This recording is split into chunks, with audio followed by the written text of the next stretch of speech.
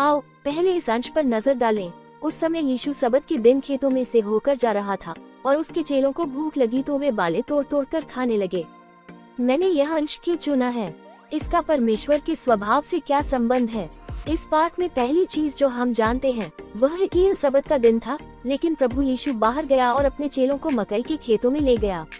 इससे भी ज्यादा विश्वासघाती बात ये रही कि वे मकई की बालें तोड़ तोड़ कर खाने लगे। व्यवस्था के युग में यहोवा परमेश्वर की व्यवस्था थी कि लोग सबत के दिन यूं ही बाहर नहीं जा सकते और गतिविधियों में भाग नहीं ले सकते। बहुत सी चीजें थी जो सबत के दिन नहीं की जा सकती थी। प्रभु यीशु द्वारा किया गया ये कार्य उन लोगों के लिए पेचीदा था जो एक लंबे समय से व्यवस्था के अधीन रहे थे, और इसने आलोचना भी भड़काई।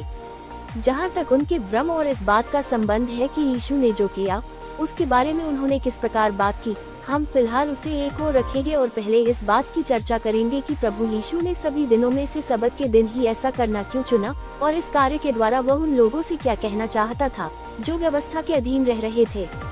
यह इस अंश और परमेश्वर के स्वभाव के बीच का संबंध है जिसके बारे में मैं बात करना चाहता हूँ। जब प्रभु यीशु आया तो उसने लोगों को ये बताने के लिए अपने व्यवहारिक कार्यों का उपयोग किया कि परमेश्वर ने व्यवस्था के युग को अलविदा कह दिया है और नया कार्य शुरू किया है, और इस नए कार्य में सबत का पालन करना आवश्यक नहीं है। परमेश्वर का सबत के दिन की सीमाओं से बाहर आना उसके नए कार्य का बस एक पूर्वाभास था। वास्तविक और महान कार्य अभी आना बाकी था। जब प्रभु यीशु ने अपना कार्य प्रारंभ किया तो उसने व्यवस्था की बेड़ियों को पहले ही पीछे छोड़ दिया था और उस युग के विनियम और सिद्धांत तोड़ दिए थे। उसमें व्यवस्था से जुड़ी किसी भी बात का कोई निशान नहीं था। उसने उसे पूरी तरह से छोड़ दिया था और अब उसका पालन नहीं करता था, और उसने मानव जाति से आगे उसका पालन करने की अपेक्षा नहीं की थी।